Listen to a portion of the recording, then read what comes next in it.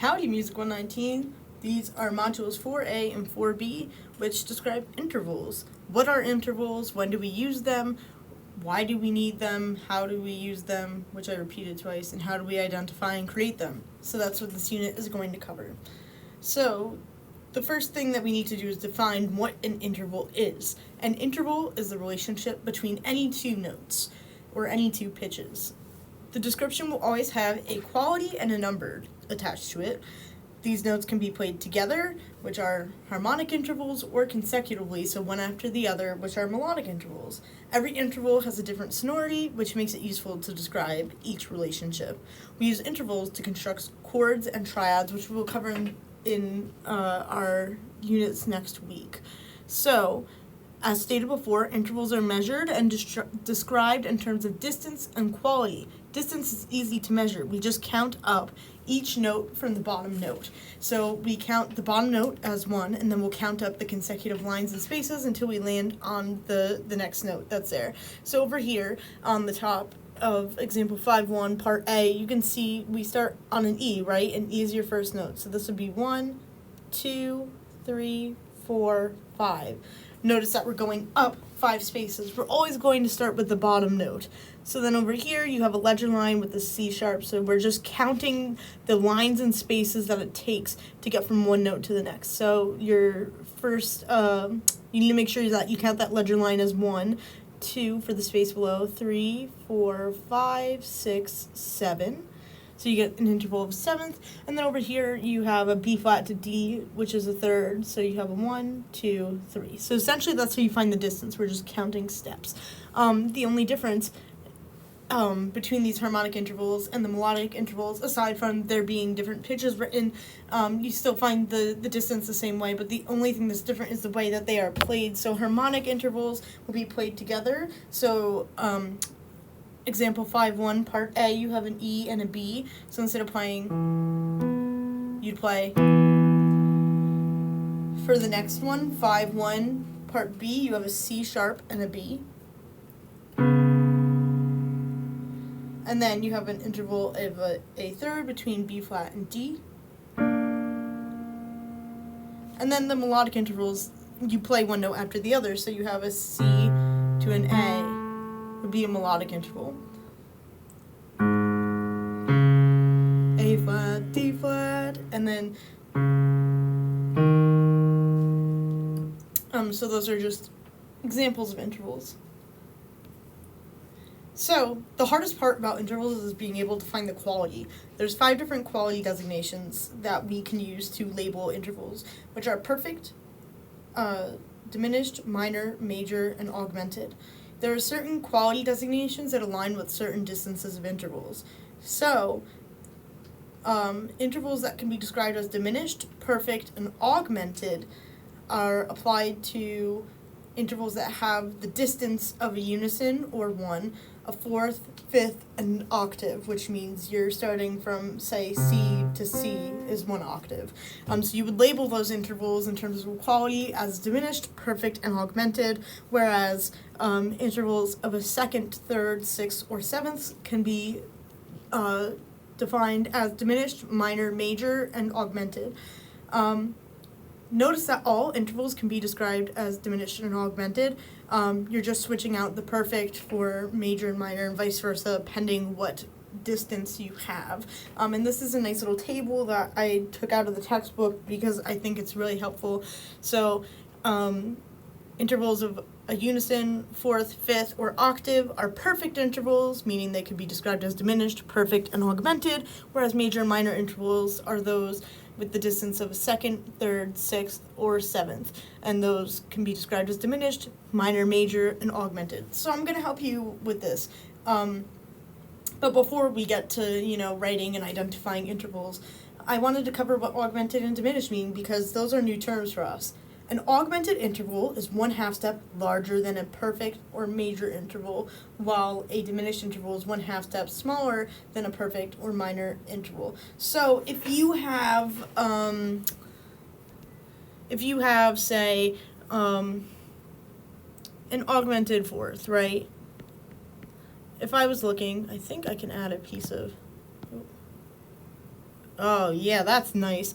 Look at that. So we have a staff down here, right? And if I'm looking and I make a perfect fourth, I have a G, 2, 3, 4, G to a C, right?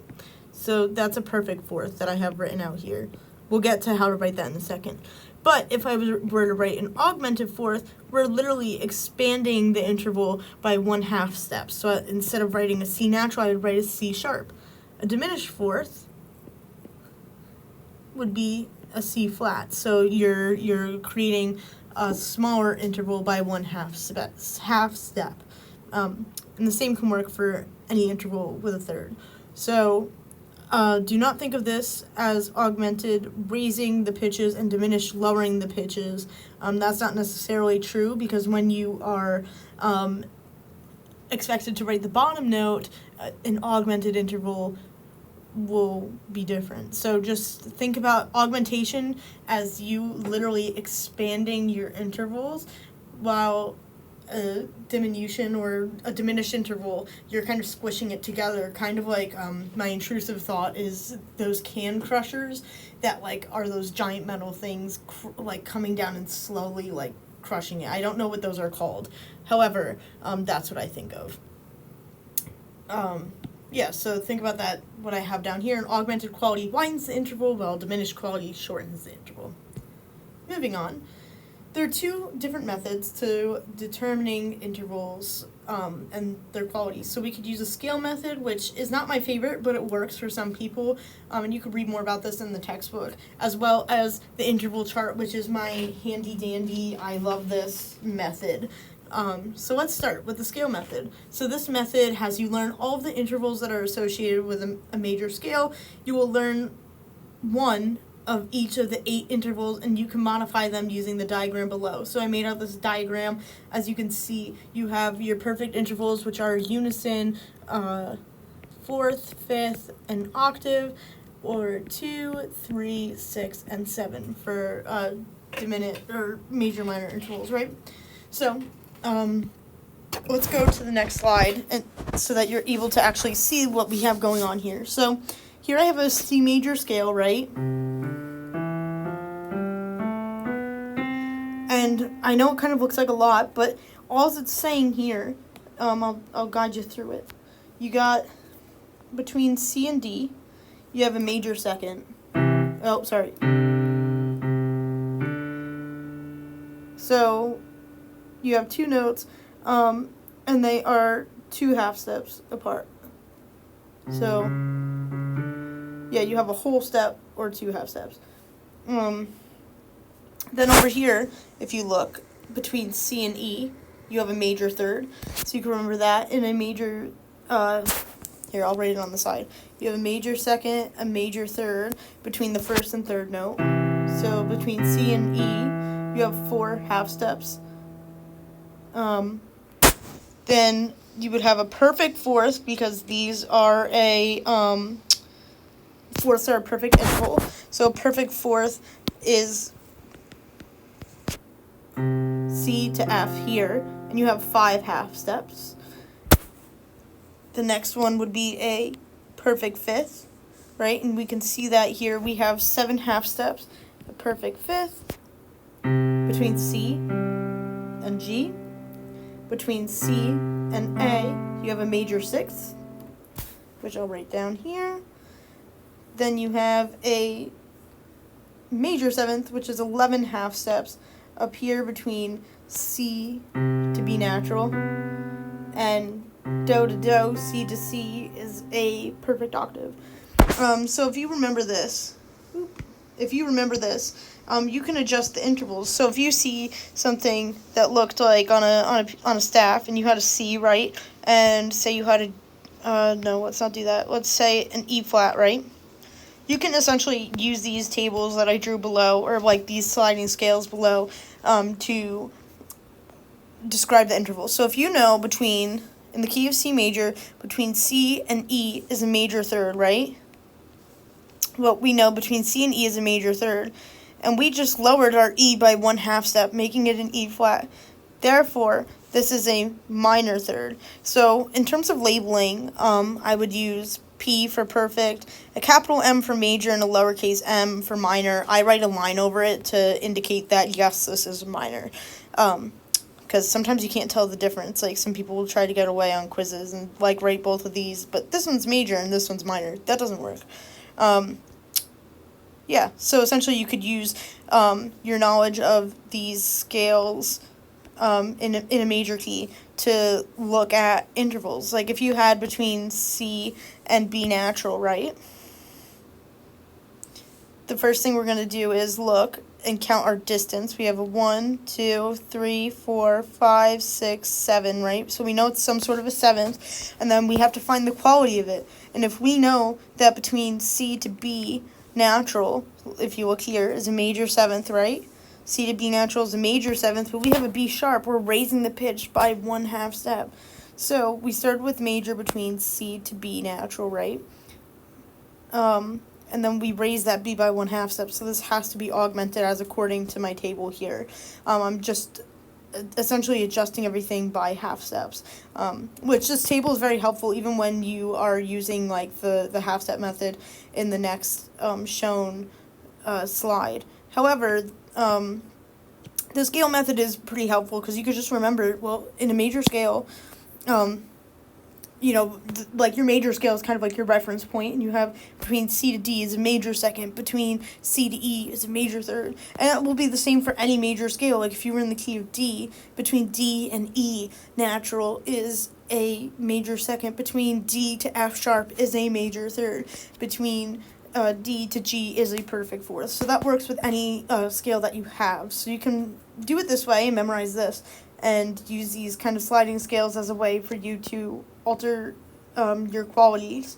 Or you can look at intervals in terms of the half steps that they have, which I think this is the more manipulative way, because you are able to literally see almost every single interval, except for some of the diminished and augmented intervals. So a perfect unison has no half steps between each other because it's the same note on the same staff. You could also have a minor second with 1/2 step. So if we look down here at the bottom of the page, if I had a G to an A flat, I know that that's 1/2 step away. So you can see, oh, there's 1/2 step away. I know I have a second, right? It has to be a minor second because there's 2 half steps. If I was looking and I said, oh, I want to identify this interval, if I had a B flat to a D, the first thing I'm going to do, count my distance. So I have 1, 2, 3, right? So I know it's going to be some sort of third. Then you could say to yourself, I need to count between B flat to D and see how many half steps there are. So you have B flat to B natural, which is 1/2 step, B natural to C, which is another, C to C sharp, which is the third, and C sharp to D, which is 4. So you have the interval of a third, right, with 4 half steps. Therefore, it has to be a major third. This is kind of like a more concrete answer, except for when you have, like, say I had an augmented third, right, and if I had a B flat to a D sharp, and I'm looking and I know I have a third, right, but I have 5 half steps here instead of 4 half steps, right, and I have 5 here. That's where your diagram comes into play again. Because if you have a major third, well, I know my major third is between B flat to D. And your D is raised by 1/2 step. You have an additional half step there. It has to be an augmented third. You would not write this as a perfect fourth because you are describing the quality and the distance. And your distance is 3 here still, right? So you wouldn't write a perfect fourth, although it does have the same amount of half steps as a perfect fourth. It has to be an augmented third. So your quality is determined based on what your distance is. Because, like, if I look at something like this, F to, let's say, D, I have 1, 2, 3, 4, 5, 6. So I know I have some sort of sixth, right? Well, we could check and say, okay, I like to, like, reference everything to the major or perfect intervals, and then adjust from there using my table. So if I have an F to D, I know that's the distance of a sixth, and I'm going to count. So I have F to F sharp, which is 1/2 step, F sharp to G, which is 2, G to G sharp, which is 3, G sharp to A, which is 4. I'm talking about half steps. A to A sharp or B flat, which is 5 half steps. B flat to B natural is 6. B natural to C is 7. C to C sharp is 8. And C sharp to D is 9. And if I look here, I have a major sixth with 9 half steps. So that is correct, a major sixth. But say you had something that looked like this. A D double flat, right? You still have the same distance of a sixth. It's the quality of that sixth that changes. So F to D we know is a major sixth, right? And we're lowering this by 2 half steps. So instead of having 9 half steps, I'll write HS, we have 7 half steps. I would not write that this is a perfect fifth because we don't have the distance of a fifth. So that's a no-go for me. I'm going to use this table. I'm going to say, oh, I have a 2, 3, 6, or 7 here, right? That's my interval. And I'm going to essentially say, well, how is this different, this D here, right? How is this D different than my D natural? Well, I have 2 flats, right? So that's a double flat. So I'm lowering this major pitch, this major sixth, this D, to D flat. So I'm going from D to D flat, and then D flat to D double flat. So essentially, this is a diminished sixth.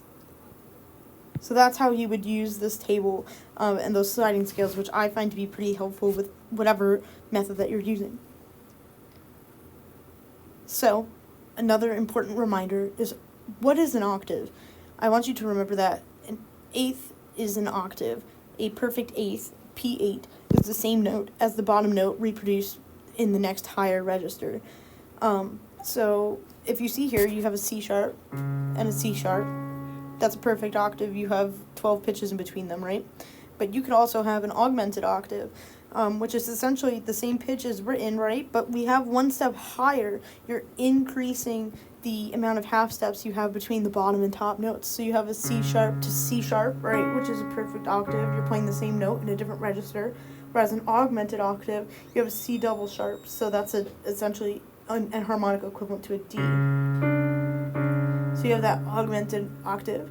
Or you could have it diminished. This C natural is shrinking that octave by 1 half step. I guess I could draw it like that. It kind of looks like almost like a stick figure, like woo. Essentially you're shrinking that. So you have a C sharp on the bottom and a C natural on the top. So that's how you can think about augmented and diminished intervals as well. I think it's really easy to see them through an octave.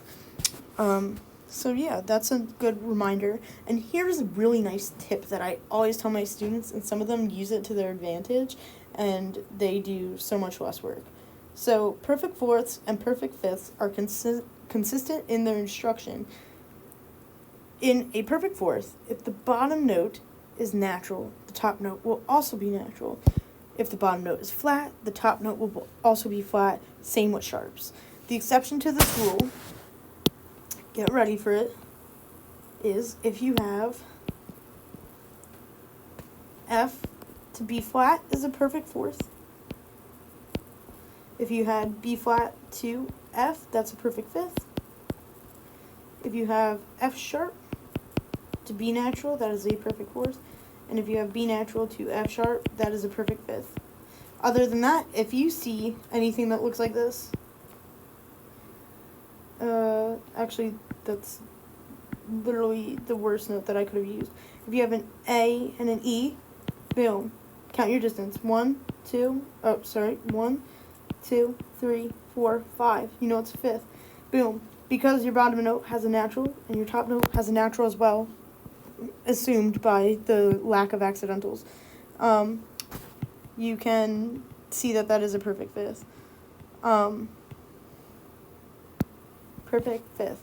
If you had something that looked like this, if you had an E flat and a B flat, what would this be?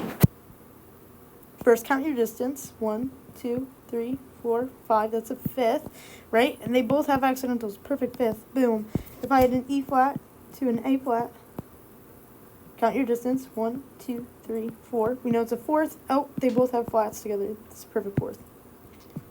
The exceptions to those rules are the B flat to F and B to F sharp, as well as the B flat B flat to F and F to B flat and F sharp to B and B to F sharp. So you can kind of remember that as B to F.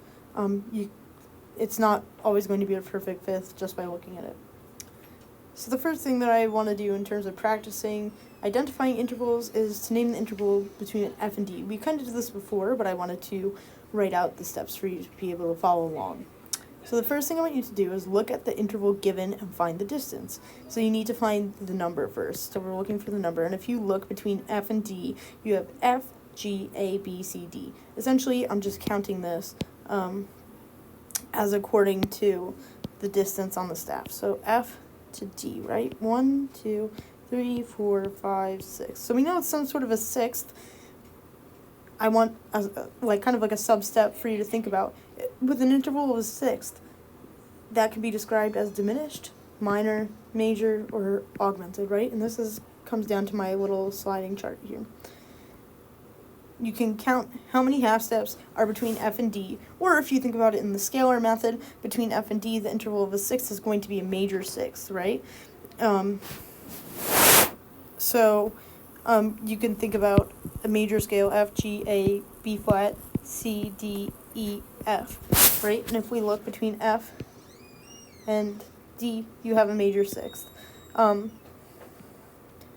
You could also count the amount of half steps that you have between F and D, which, if you follow along on the piano, you have F to F sharp to G, G to G sharp to A to A sharp or B flat to B natural to C, C to C sharp, and then C sharp to D. So you have the interval of a sixth, right? So you'll classify that as a sixth, and because you have those 9 half steps, it's a major sixth.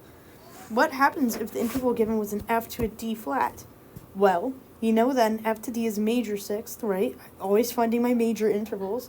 So an F to a D flat is a minor sixth because it's 1 half step lower. So if I look at this table up here at the top that I drew, or the sliding scale, you go from major to minor by lowering your major interval by 1 half step.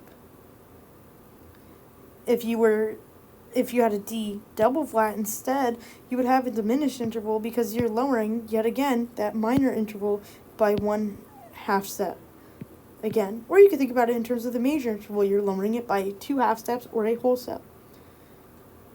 And then F to D sharp, it's an augmented sixth because it's 1 half step bigger than a major sixth. So I like basing everything off of major interval because then you're able to see a little bit better.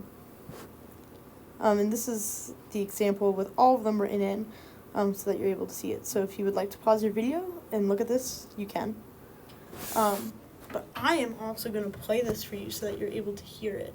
So you have between F and D, right, is a major sixth. A minor sixth is F to D flat. A diminished sixth is F to D double flat, which also very much so sounds like a perfect fifth, because if you look at it, the D double flat is equivalent to a C. But this is an interval of a sixth. Even though it sounds like a perfect fifth, you have the interval of a sixth because it doesn't change on the staff. You have 1, 2, 3, 4, 5, and 6, right? And then over here you have an F to a D sharp. You're essentially raising that major sixth to an augmented sixth. Alright, so let's practice more. Take some time and pause this video so that we can then go through this kind of as a test run to your homework. Alright, so let's look. Over here, you have a B natural, right, to a G sharp. So I'm going to count. I know I have a 1, 2, 3, because I have below the ledger line, and the space below. So 3, 4, 5, 6. So we know it's going to be some sort of a sixth, right? But between B to G sharp. And if you think about it, you can think about it as in terms of a major key. If you have a sixth, a major sixth is going to have 9 half steps. Or you could think about it as, well, in the key of B natural, this is how I think about it. In the key of B natural,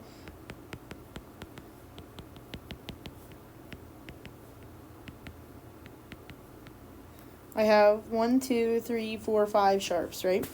So if you were to count up in a major scale, which is B major, and you found the 6th scale degree, that would be G sharp. So here we do have a major 6th. You could also count the half steps between them. You have 9, or you could think about it in context of that scale, but that really only works if you know each key signature. So between B to G sharp is a major 6th. What about over here? We have an F sharp to a D sharp. We have 1, 2, 3, 4, 5, 6. Another 6th. And I'm going to think about the key of F sharp major. I have F sharp, G sharp, A sharp, B, C sharp, D sharp, E sharp, and F sharp, right? We have 6 sharps. 1, 2, 3, 4, 5, 6. Perfect. So if I'm looking here at the 6th scale degree, 1, 2, 3, 4, 5, 6, that's a D sharp. Because I have between F sharp and D sharp, it falls within my scale. That is a major 6th. You could also count between F sharp to D sharp. You get F sharp, F to F sharp to G, G to G sharp to A to A sharp to B, B to C to C sharp to D, and D to D sharp, which is your 9 half steps. Cool. Then if you look over here, you have B flat, C, D, and E. So you have 4, an interval of a 4th. Now, we know a 4th can be described as a perfect interval. I'm going to draw out my little chart just to make sure. In the key B flat major, I have B flat, C, D, E flat, F, G, A flat, B flat, right? So that's a nice way that we're able to see them. And when you look at the scale, when you look at the 4th note there, you have an E flat. But here we have an E natural. So I know that a perfect 4th would be between B flat and E flat, right? Perfect 4th between B flat and E flat. And here we have an E natural. So what I like to look at is the distance between E flat and E natural. How did that E flat, which is my perfect 4th, get changed? Well, you raised it by 1 half step, which creates from your perfect 4th, which is B flat to E flat, to E natural, you are augmenting the pitch. So you write an A4. What about over here? You have D, E, F. So you have an interval of a 3rd, right? And if you're looking between D, E, F sharp, G, A, B, C sharp, D, my scale, well, what I have written is an F, right? And in the D major scale, a D to an F sharp is a major 3rd, right? So now I'm looking and I'm saying, what is the difference between D to F? Oh, I have a 3rd, right? But I know D to F sharp is a major 3rd. Between F sharp to F natural, what is the distance? Well, 1 half step. You're lowering it by 1 half step, making this a diminished 3rd between D to F. Sorry, oh my god, I'm using the wrong table. I was like, that is clearly a minor 3rd. That was kind of embarrassing, considering I do this for my whole life. Diminished, minor, major, augmented, right? Because we have an interval of a 3rd. So if I'm looking here, I have a major 3rd to a minor 3rd. You're lowering that F natural, that F sharp to an F natural, creating that minor 3rd. Then over here you have a C to a, let's count, 1, 2, 3, 4, 5, 6, 7. You have a 7th with a B flat. And we know in the key of C natural, there's no sharps, no flats. So C to C, to have a major 7th, you would have to have a C to a B equals a major 7th, right?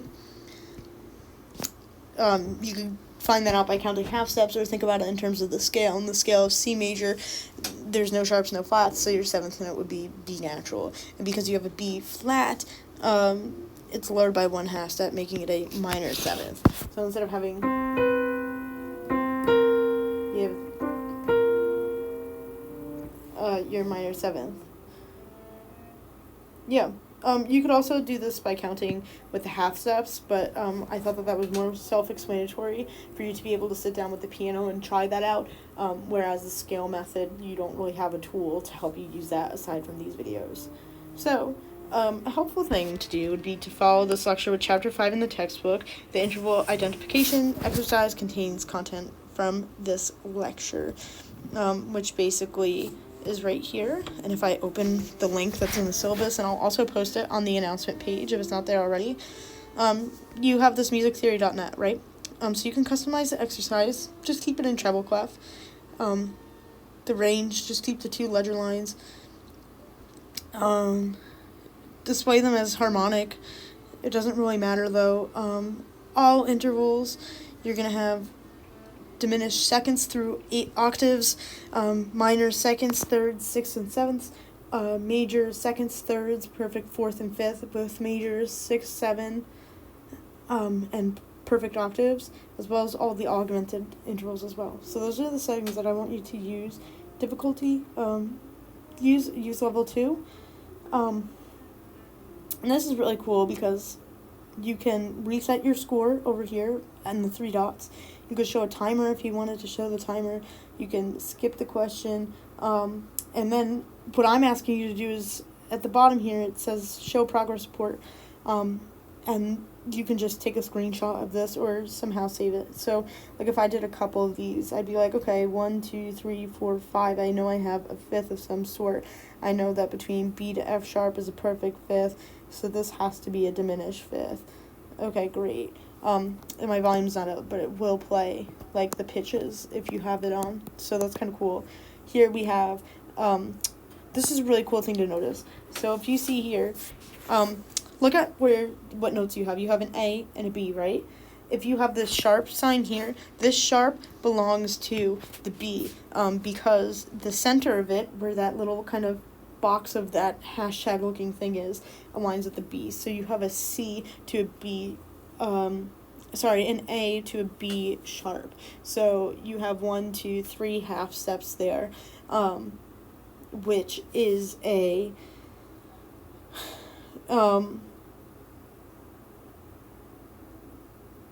sorry, I don't know why I blanked out for a second. An augmented third. Oh, major third. No. Augmented second. Ha ha ha. So let's go through that. We had here, done. You had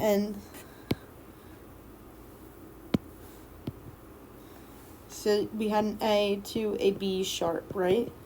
Well, we know this is an interval of a second, right? And then between A to B, between A to B, you have 2 half steps, and you have 3 half steps here.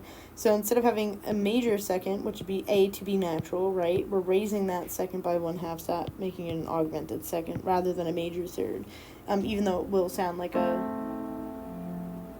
minor third, but that's an augmented second. Anyways, so I'm opening this back up again, so you could see, then I have a C to a G sharp, right? 1, 2, 3, 4, 5.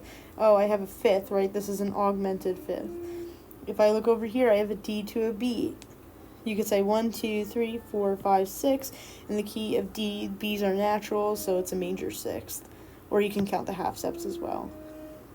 So then once I theoretically do my 15, I'm going to go to the 3 dots in the corner, press show progress report, and then like sign my name, JT Kender, and then I'll sign the report, right? And then you can, I guess, copy the link. I'd prefer if you just were able to send me a screenshot of it, and then that will count for your homework grade, getting at least 10 out of 15. And this is also some really good practice for you to do as well. You can voluntarily do 5A if you would like to, but I will cover that in a separate lecture. So that is your homework, part of it for this module. So I hope that this was easy to follow, and please email me with any questions. I'll see you in the next module.